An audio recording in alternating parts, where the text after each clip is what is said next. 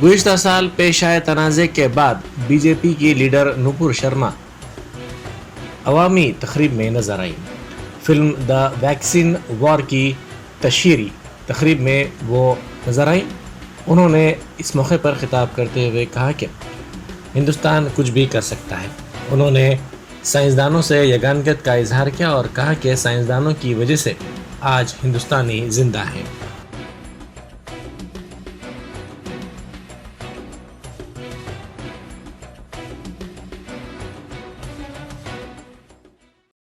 I just have to thank you all. आप लोगों की वजह से हम भारतीय आज भी जिंदा हैं, हम जीवित हैं। आपको हृदय की गहराइयों से बहुत आभार। आपका आभार कि आपने मुझे आमंत्रित किया। और एक ही चीज कहूंगी, भारत माता की and India, Bharat can do it. Thank you. And if there are any questions.